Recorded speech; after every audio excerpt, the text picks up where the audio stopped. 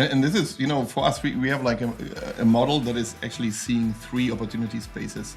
And the one you're describing is product and assortment, where everything is actually about data quality and context and, unique data-driven consumer and agentic experiences, right? Let's put it like this. Welcome to the Retailgentic podcast, where we explore the intersection of retail, e-commerce, and AI agents, which we call Retailgentic. Our mission is simple. We are shining a bright light on the new agentic AI shopping megatrend, which will disrupt the trillion-dollar digital retail market. The stakes are high. Google, OpenAI, Microsoft, Perplexity, Amazon, Apple, Meta, and Anthropic are all fighting to be the consumer AI shopping agent winner. There are going to be some tough decisions for online brands and retailers to make. What happens to checkout? How should payments work? Should you continue to invest in retail media networks? What does the world look like when over half of your traffic is not from humans, but from AI agents? These existential questions are the tip of the iceberg. On this podcast, we're talking to industry experts, analysts, and influencers to get answers to these questions, identify trends, and best practices. This is Retailgentic, your podcast partner in navigating our AI shopping agent future. And now here's your host, Scott Wingo. Welcome to this episode of Retailgentic. One thing that's really fun about being in agentic commerce is there's this little community that's kind of formed, largely on LinkedIn, kind of a birds of a feather thing going on here, where people that are really leaning in for the last year, 18 months, we generally know each other and share thoughts and best practices and what we're seeing, what we're hearing, the rumor mill, all that good stuff. About a year ago, there was this European fella, and he was very active, posting in LinkedIn comments and on also on the Substack. And he had really interesting observations about, well, here's what we're seeing in Europe. And then so he's kind of like my European go-to person. And then he spends a lot of time thinking about loyalty, identity, and how this is going to tie in. And then I have that chart that shows the 5 levels of agentic commerce. Number 5 is, full autonomy. And it's kind of this aspirational, where could we go? So we have a lot of interesting discussions on that topic as well. Whenever we have these discussions, I keep saying we've got to get Stefan on the podcast. The person is Stefan Ritter. He is the director of e-commerce transformation at Deloitte. And we've quickly become really good agentic commerce friends. And it's been really fun to get to know him. It took a while to get him on the pod because he is a busy Deloitter, flying around all of Europe, and as the head of agentic commerce in Europe, he's quite busy going to shows and meeting with clients. But we were able to finally carve out an hour. There was some new research and some things that came out that he wanted to chat about. So the timing worked out great. In this conversation, we'll go through his background, what his role is at Deloitte, and then a lot of really a view for what's going on in Europe. So that's a new perspective. I thought there were some really interesting things I learned there. Not only like what are the engines looking like over there, but how is consumer behavior the same and different? And then we go into, they spend a lot of time helping retailers and brands. He calls brands B2B. It's a little translation thing for you. How do you get them to think about this, and how do you get them to start executing and choose a path? So some interesting things there. There was a lot of artifacts from the discussion that I'll put in the show notes, and then also the Substack, so you have reference to those. You can look at them after you listen or watch. That's not something you have to have pulled up or by any means. This is a really good discussion. I always learn a lot when I talk to Stefan, especially around that topic of loyalty and identity and where we think that's going to go. I hope you enjoy it as much as I did. And here is my conversation with Stefan Ritter from Deloitte, Europe. Welcome back to Retailgentic. I am joined live from Europe by my good LinkedIn friend, and now we've had a couple opportunities to Zoom with each other, and Stefan Ritter. Stefan is one of the many folks at Deloitte thinking about agentic commerce. He is on the European side, and he is the director of commerce transformation at Deloitte. Stefan, long time listener, first time caller. So thanks for coming on the pod. Yeah, thanks for having me. It's really an honor being here. It is like I feel the lists of guests is getting longer and longer and more impressive every episode. So I'm really humbled that I got an invitation from you. Absolutely. Yeah. You always have, you and I chat a lot on LinkedIn, and you're always a very good, you have good insights that you share. So I thought it'd be helpful for the audience to hear from you of, we don't do a lot of global stuff, but it comes up with a lot of retailers that I've talked to that are, and brands that are obviously global, and you give us an interesting perspective. So we're looking forward to hear that. Yeah, cool. Before we go into that, tell us about your background. Are you one of the folks that went straight from school to Deloitte, or did you have a little bit of a adventure in the middle there? No, actually, I approached the consulting space more from the, let's say, from the digital and agency business. Spent many years around customer journeys and user experience focused agencies. Always helped like retailers and brands like rethink how people actually shop. When I think about it through all these like 25 years, it's terrible to think about it. But I always spend this time on the intersection of experience, business, commerce, tech, and a lot of the bigger projects were actually like global e-com rollouts, multi-country, multi-language, multi-currency stuff. American brands that want to be successful in Europe and the other way around. Now at Deloitte, I'm like 2 years at Deloitte. I lead the Agentic commerce offering. It's in Deloitte's commerce transformation practice here in Düsseldorf. And my work sits where, again, right, commerce strategy and AI-enabled customer journeys come together. But what makes it interesting and what made me join is actually that Deloitte is bringing these other dimensions into it. What would be like also cybersecurity, identity, a dedicated fraud team, a data strategy team. I think that is these four are really like the differentiating factors compared to the usual e-com shop or communication agency that were usually responsible for e-commerce sites. So 2 years ago, you got bought on to do agentic commerce, because that was pretty early.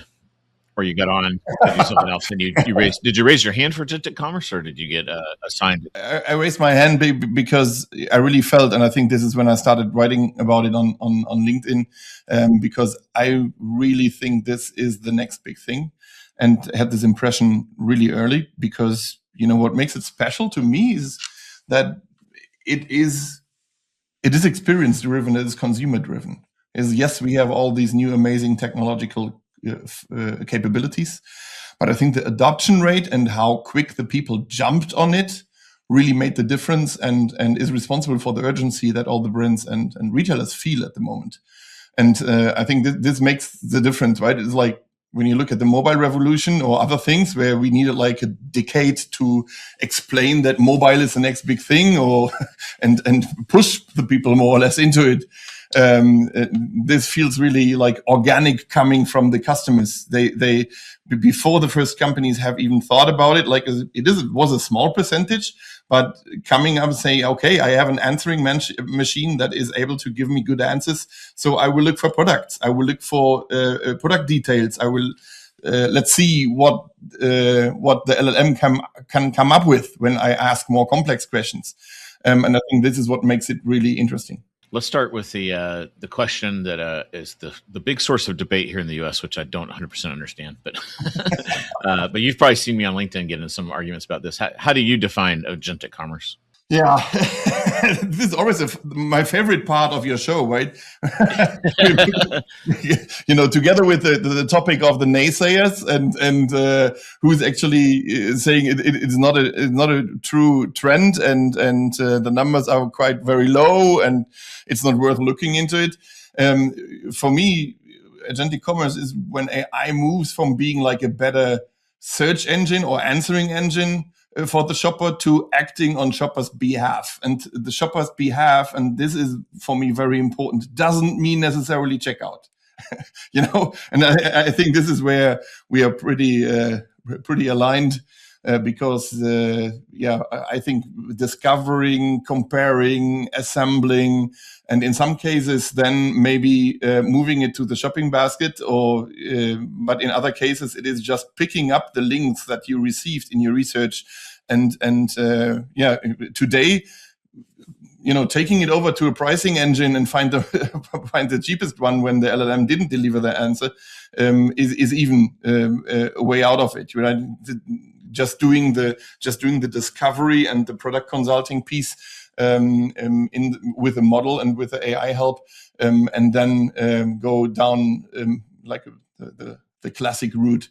And this is what a lot of companies see in their traffic already. That out of nothing, people are showing up on their PDP buying a product. And I think that is really makes it difficult, of course. And I called it. You have to find out whether it's more a threat or an opportunity for you, and this is heavily depending on how you look at it. Yeah. So how about? So one of the arguments the naysayers would make is the autonomy question. Like in their mind, they have this very strict definition of agentic commerce where you basically say, I want shoes, and the agent figures it all out and shoes arrive and the human's not involved at all. Do you see the human playing a role in this, or do you think the agent just does everything? It depends. For low involvement products, that might be fine. I think Jason Goldberg brought up the toilet paper example. I think I would be absolutely fine getting the toilet paper in this way, but for everything else, I still see the human making the decision and having fun during the discovery phase. And this is in most of the examples, most people forget that still. E-commerce is fun and used to be fun, right? It's like comparing stuff. And I think Google 10 years ago, they had this study actually saying that the customer journey that is assuming that everything is linear is totally wrong. And in some cases, you have people like after 2 weeks picking up the idea of buying something up again and putting it back again and starting at a different point. Especially when it comes to complex products, I think that is very valid. When you look into more complex scenarios, like buying something for your smart home, checking whether something is compatible with your home assistant, the solar panel works into the converter, and stuff like that. You can play around for hours and weeks with that. And so the autonomous part for me is important, that it is actually really helping you comparing and making a good and very valid decision. And this is not only like this is the question, this is the answer, but looking into different aspects. And there is also like a back and forth usually where the user is sharing much more information with an agent than it would do with Google. And so I really love the story. I can't remember in which show, but I really love the comparison that in the last 10 years we have brought anything on the PDP down to like 5 keywords, right? Reducing it to the max, finding the perfect product with 5 keywords. And now today it is the opposite. It is like the AI loves understanding what the product is about. What is the context of the product? How is it used? What is the emotional scene where the product is used?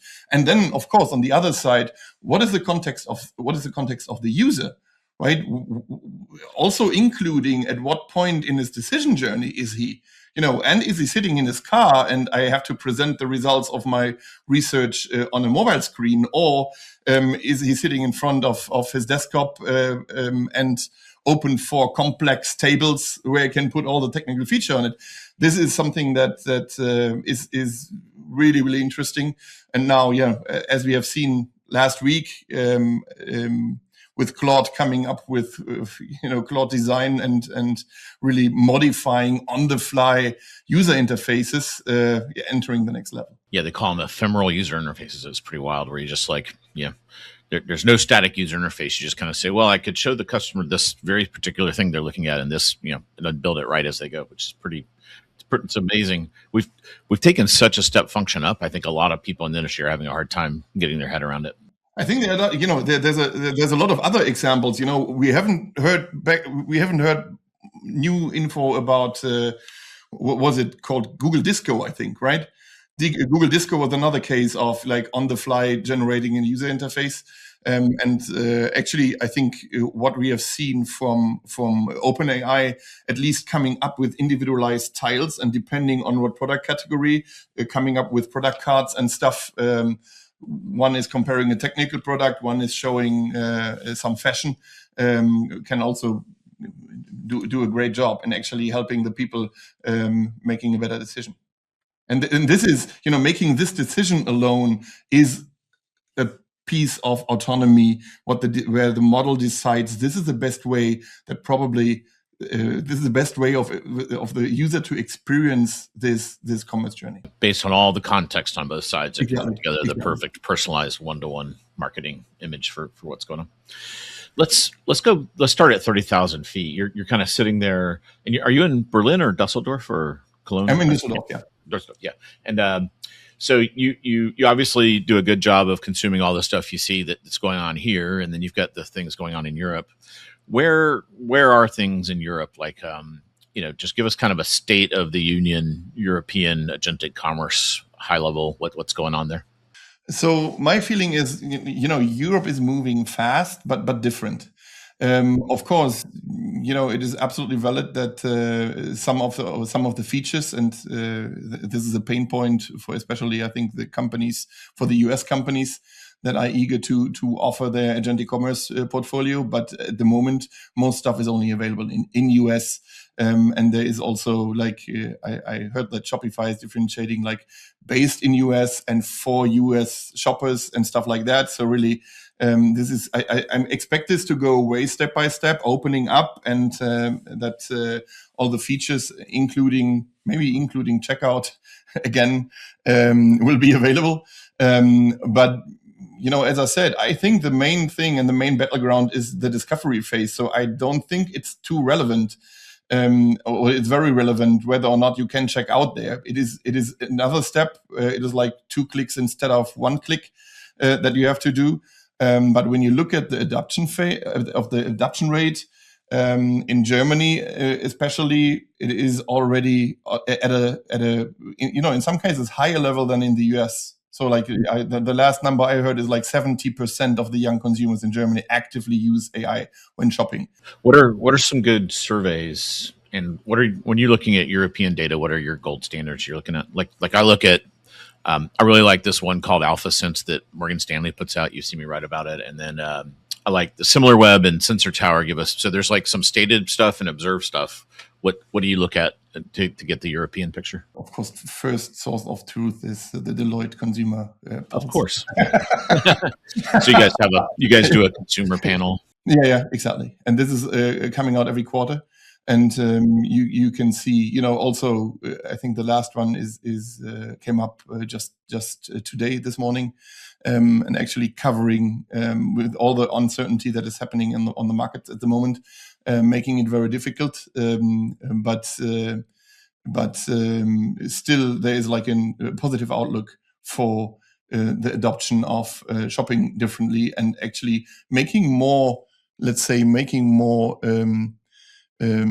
choices, including the price, including the overall value, but being more considerate when buying stuff, right? And so that is like, you can see that in the new study. I will send it over to you, and you can add it to the.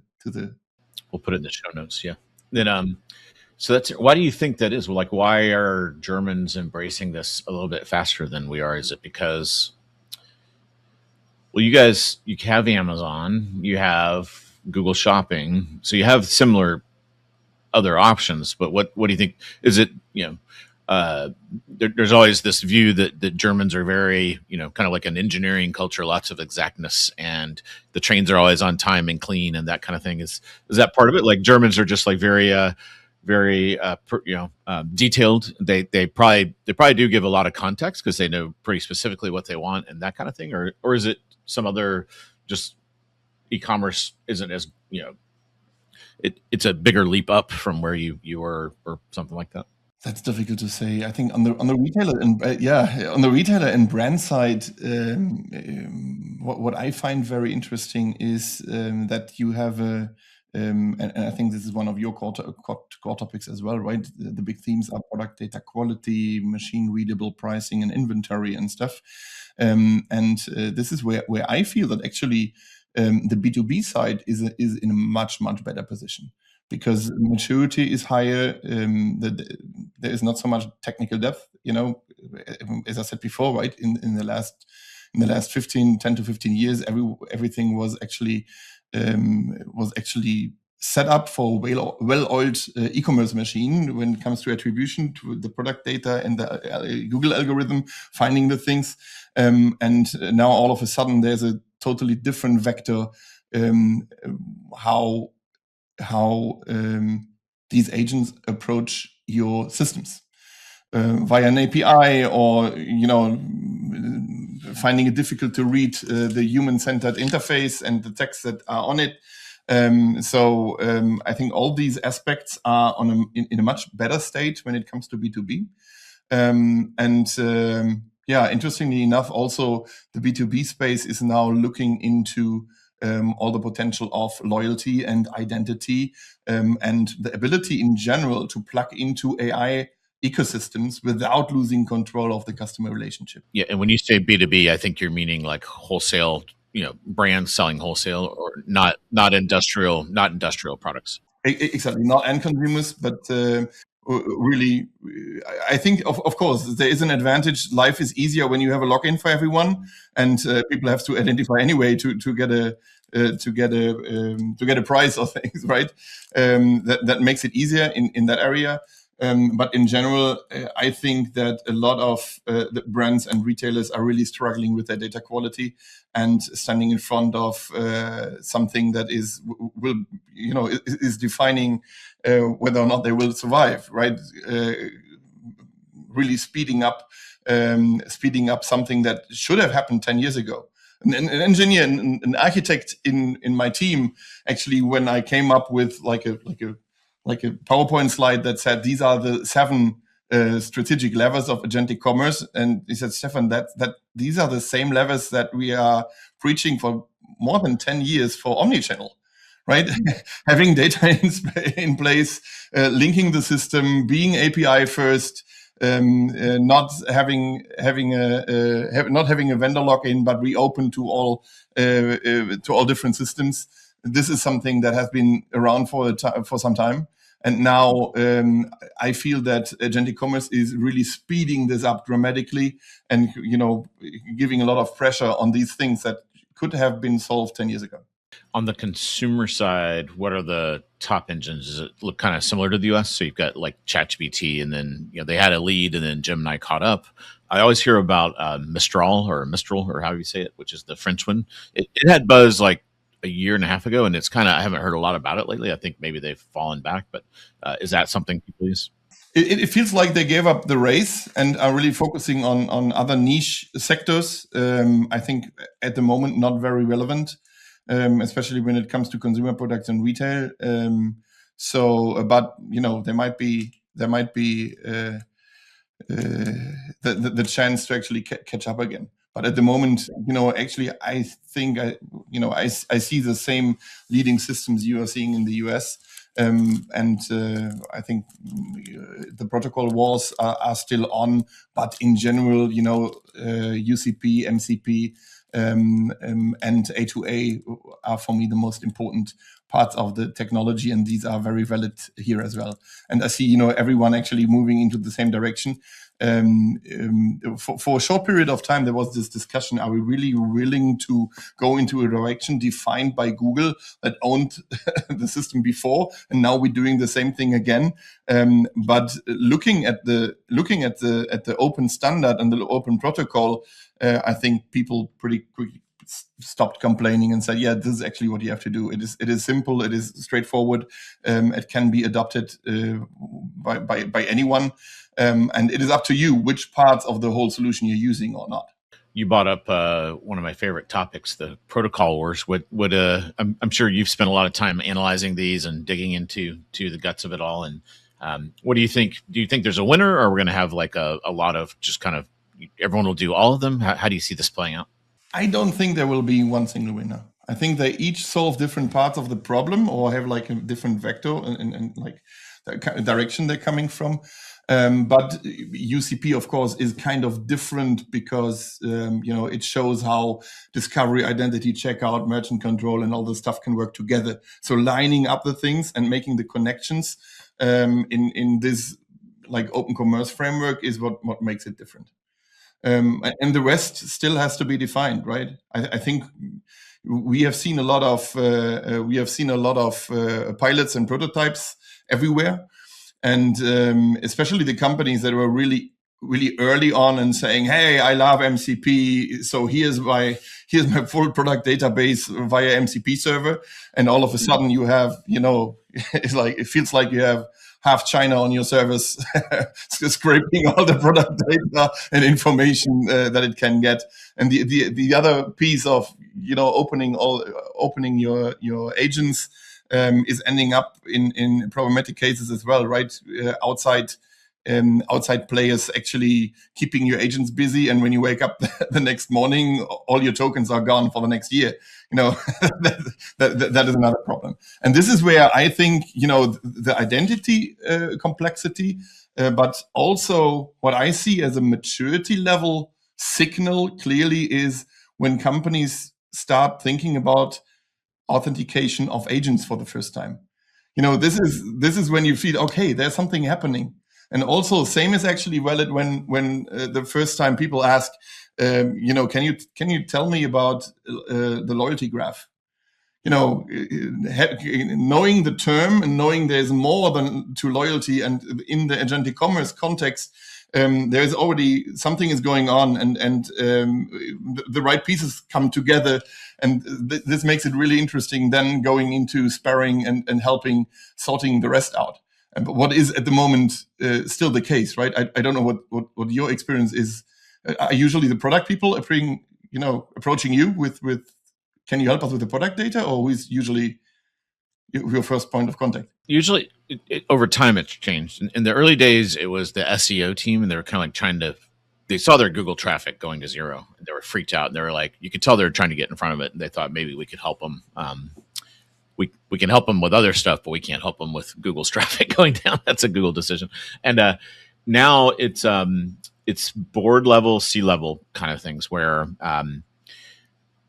the transparent reason they want to talk is their products aren't showing up and they're frustrated. They don't understand why. Once you get to know them a little bit better, they will tell you almost more important that they don't really talk openly about is because traffic is declining so fast, they can see a missing. They know they have a hole in their revenue number this year, and they've done the Sherlock Holmesing to figure out where did the traffic go, and now they know it's basically gone to agentic commerce. They can see many of them. I wrote that piece about the dark agentic commerce traffic, and many of them they're also looking at their analytics and saying, the traffic that's growing is this really weird traffic that's just going right to our PDPs. It's untrackable. So they're starting to really piece that together. And that's when and then they those two things, that's where we can help a lot. So that's where people are, at least in the US. Yeah, they've kind of pieced it together that's going to be, this is how they will solve their problem. And this is, for us, we have like a model that is actually seeing three opportunity spaces. And the one you're describing is product and assortment, where everything is actually about data quality and context and, unique data-driven consumer and agentic experiences, right? Let's put it like this. And then the second area is actually like price and economics. So everything that is connected to that. Also, some call it value, not necessarily price, because a lot of the brands in this opportunity space see the chance to differentiate themselves by not offering the lowest price, but adding value to the equation, saying, answering the question that is coming from the agent, not with this is the product, this is the price, but I understand what you are trying to solve, and I would love to offer you a bundle of products or something that is connected to services, or like something that is actually has the knowledge and the know-how how to solve things as a bundle. And this is actually working quite well. We had with a sports shoe company, we had a very interesting test, using MCP protocol and asking the same questions several times. And first time having MCP switched off. Next time having MCP switched on, like 0.2 seconds later, the model gave an answer saying, yeah, and by the way, you can get this shoe by logging into this loyalty program. Then you are adding a discount to the equation. And this is also, right, this is not something that has to be rendered and then the search engine needs 2 days to actually digest it and stuff. It is instant. It is instantly available. And the very next, 0.2 seconds, the machine gives a different answer when you switch on or off certain information. And that is what makes it so interesting. Because, of course, in the next step, we haven't discussed A2A, but, looking into this fully autonomous, where actually agents start negotiating conditions with each other. What is happening, by the way, in some B2B sectors already.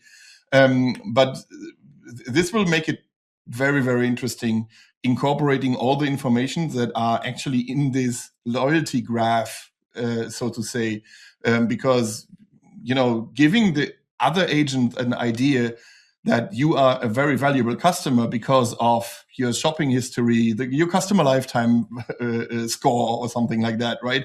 Or the points you have collected, and opening you're up. You're not a heavy returner. You're very light on returns. Yeah. Mm-hmm. Giving the reasoning in the background and giving a reason to actually buy the product instead of just relying on the lowest price is a route and a direction that many brands take. And the third opportunity space then is actually experience and service, right? Unique product consulting and hybrid experiences. This is what a lot of companies are also trying out. Actually saying, we can combine this with on-site service, live service, delivery, whatsoever, and actually making this an additional argument. And in going through these 3 opportunity spaces is then opening, let's say, the eyes of some of the executives, saying, okay, so, we are not doomed. The machines are not necessarily taking over and ruining the last percent of my margin. There is a way out, and there is a more opportunity than threat. Yeah, I think it's great for what you're calling B2B because they get to tell the story, right? They spend all this time, like to use your running shoe example, or you spend all this time innovating a new shoe, and then in the old world, all you could do is say running shoe. Exactly. And and you talk to the people designing these shoes, and it's like built for a very specific customer. Like, all right, we know there's this customer, they've been doing 5Ks and now they're going up to half marathons or something, and they'll get very specific about that customer. And this is where the customers also are changing, right? It is like, I think conversations are evolving on the customers. It's not the machine only getting better, but the more people are educated, that the more context they give, the better the answer is. It is like they start, they start with, I want to run the New York Marathon, right? It is like the weather will probably be, and so on and so on. And I'm an experienced driver. My weight is, and I'm, I have problems with my left foot or something like that. And then the machine comes out with a very good answer. And this was usually only possible in human interaction. A very experienced sales person who has a lot of experience with the running shoe, and now all this experience can actually be, is available at your fingertips, and that is new. Pivoting a little bit, I saw on LinkedIn you recently attended something called Talon One's Incentivize Conference. That sounds like, I don't even know what that is. And I've been to several shows in Europe. They used to have an internet retail show that's gone now. And I know Shop Talk has a big European show. What was Talon One Incentivize? Was Agentic Commerce part of the conversation? And let's say I wanted to go over next year or this fall and go to a show or two. What would you recommend? Okay, that is a complex question. So Talon One, first of all, Talon One is a loyalty vendor, let's say, and they are moving more and more into the direction of becoming an operating system for loyalty instead of being a monolithic a platform for discounts. Some use and look at them like it is a great discount engine, and some, like, for one of the bigger shoe companies, they're doing exactly this, right? Responsible for the pricing and playing out discounts.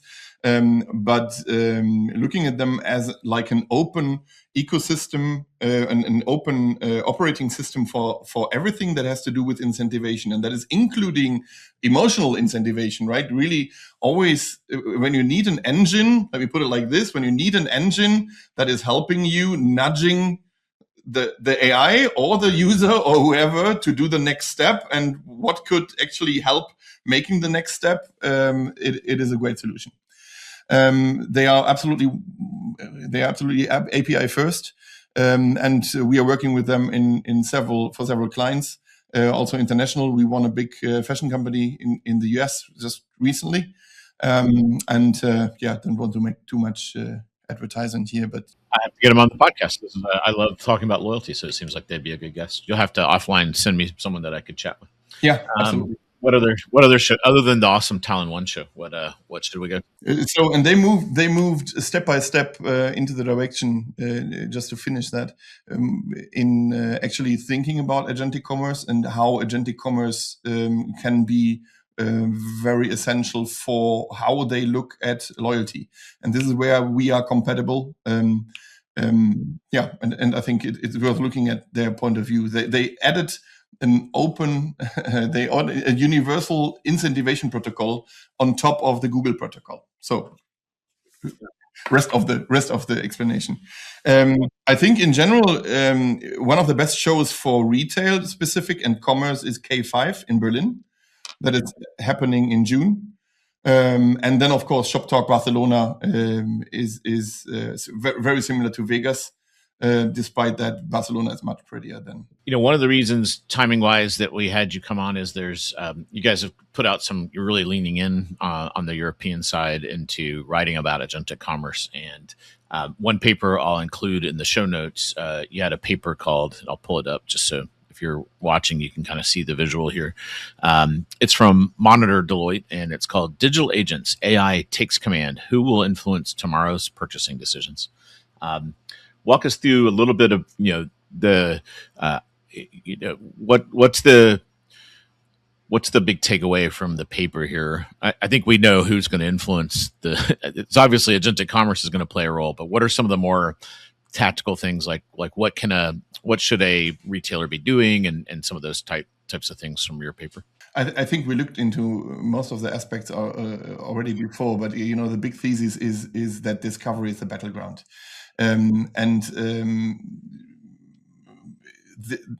this phase is where the consideration set is formed, instead of thinking too much about the checkout and the final state of what agentic commerce could be, really focusing on how you can actually enable the machine to do this and optimize this discovery for the customer who's asking. Right, I think that is the most important point here. If you are not readable, trustworthy, and context rich for the agent, you will not end up on the shortlist.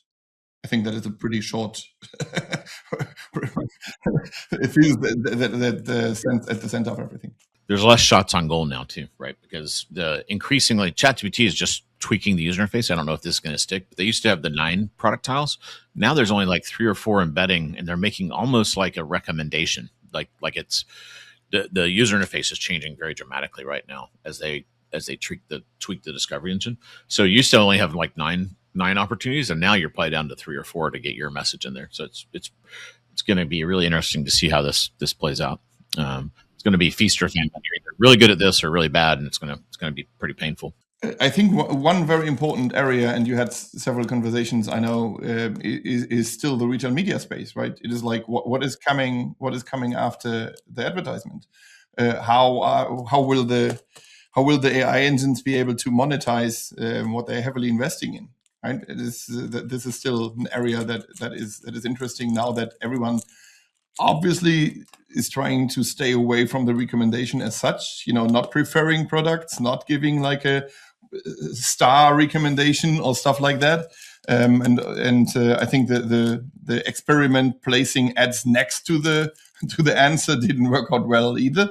So what was your view there? What do we have to what do we have to? I think Sam's been very clear that there's a way to make ads work, right? We've seen it in other places, and I think they'll get there. Yeah, because the lady Fiji built all this for Instacart, and it's pretty good. So I think it'll get there. I think they're very aware. Everyone thinks they're going to be stupid, which I don't think is pretty fair. They built a $1 trillion company, so I guess I tend to give them a little more benefit of the doubt that sure they'll make mistakes. When people aren't super entrepreneurial and they don't realize a lot of this is trial and error. Like every one of my companies, we fail more than we succeed, but it's all it takes is like 1 in 5 and you're good. So a lot of people see the rapid trial and error as failure, and I think they're reading it wrong. I see it as being smart and doing lots of experimenting, and they're clearly iterating and getting to different outcomes. So I'll give them the benefit of the doubt. I think they'll get there. It probably won't be this year; it'll be next year. And I think this is a very important point, right? It is like, I think it doesn't matter from what angle you're approaching the topic. Your organization, your team, your system, everyone involved is learning from experimenting with what is here today. I think the idea of waiting until, I don't know, 2028 or something like that, saying, yeah, they will figure it out and then I'll just jump on it, is not working. Because usually what makes every AI pilot successful is the learnings that you make on the way and the iterations and finding your way of looking at it, because there is not the one size fits it all solution for it, especially and it is bizarre that actually a lot of brands and retailers are arguing, I'm so special and now I lost my opportunity to play out how special I am and how special my relationship is, and because I cannot put this information on the HTML page anymore. This is crazy.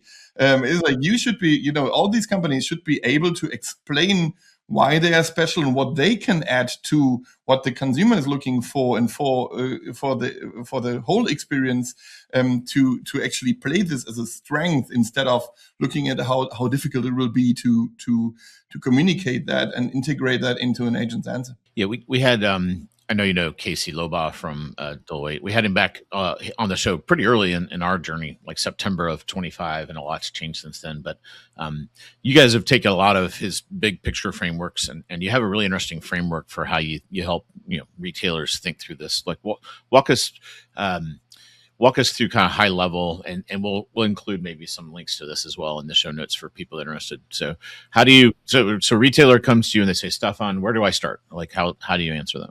I think first of all, I mentioned the 3 opportunity spaces already that we see. And one thing that I think Casey came up with is actually saying you have to make a decision in what area you feel your brand, your company, you as a retailer, whatsoever, where do you want to protect, where you want to participate, and where do you want to lead? So where do you see the chance to really make a difference? Right, and then going through the opportunity spaces and make this decision in product and assortment, price and economics, and experience and services gives you a first idea, right? Saying, okay, this is where I really think that we as a DIY retailer, we as a shoe brand or whatsoever can make a difference. And then you have to check we call it enablers in the background. That is actually everything that is connected to it, and that we have to at least talk about to make sure that you get the full complexity. So these enablers are like ecosystems and partnerships. There's a tech and agent integration area. We have government risk and measurement. That is one area, and the last one is identity and loyalty. I talked a lot about this already. But having the check marks on this and say, okay, then now let's look at these use cases that we see for your specific customers, And when we identify the complexity and actually the return on value for each one of these, you can say, okay, actually, I want to start with this one.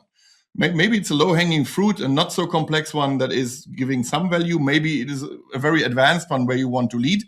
And then building a roadmap that is actually making sure that all enablers are in line when you're starting with this. That is the way to go from our point of view. Okay, cool. So you got to pick a lane, lean into it, decide if you're going to protect that lane, participate, or lead, and then execute. And I think that's good. It helps boil it down. Everyone's like, "Oh my God, it's overwhelming. I've got 200,000 SKUs, and I'm going to have to do all this stuff." And so it's good to help give people a little roadmap. And also, right, talking about tryouts and not only like small pilots that you cannot reuse or learn from it. It is very interesting that, for example, for MCP, there was like part of this test. It is very interesting that as soon as for one group of products you activate, it might be only like 20 products, but you activate the MCP server and give information via the API to the machine, it is already beneficial when it comes to visibility, because the agent understands, okay, there's data for me.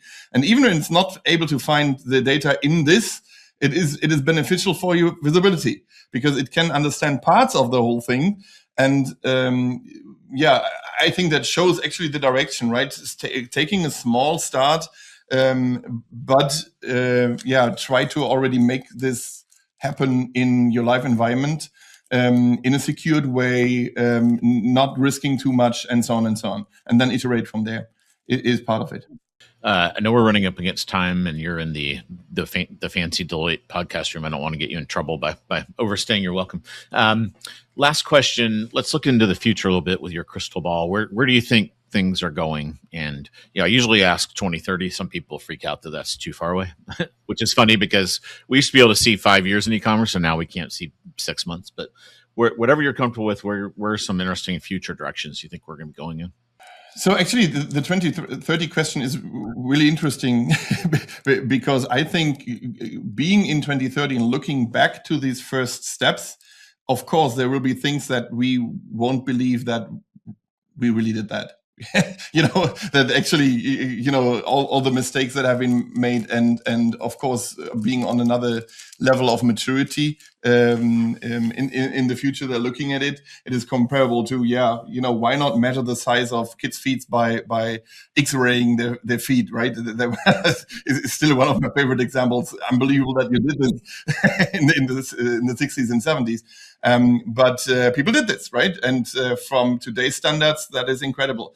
And I think by 2030, some of the examples that you see out today will sound incredible and insane mistakes. But also in that direction, I think agentic commerce will be a normal part of the shopping stack.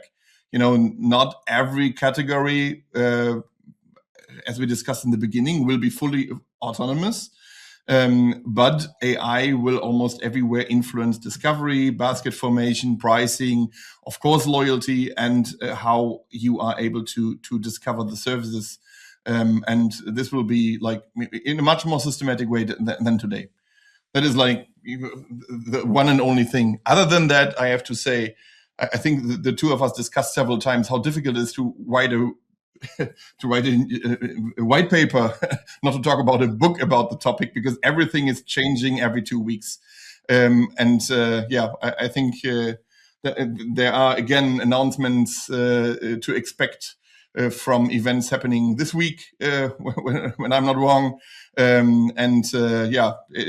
is really is one of the most thrilling topics that I've seen for a long time. Yep, we call that job security in the biz. The more crazy and chaotic it is, the more people need you and I. Awesome. Stefan, it's really good. I'm glad we were able to make this work and you could get the fancy room and everything. So we appreciate you giving us that view. Maybe we'll have you back kind of like around holiday time or post-holiday, and you can kind of give us a little recap of what went down in Europe and what are some of the other big changes. But we really appreciate you being our eyes and ears across the pond. And if folks want to follow you online, I assume LinkedIn is probably the best place. Yeah, LinkedIn, or I'm kind of moving everything to Substack now, being like the new source of truth after X not being it anymore. Where everyone meets, and it is good to really, some good folks I lost sight on are now on Substack, and so I really love being this like a new source of information and updates.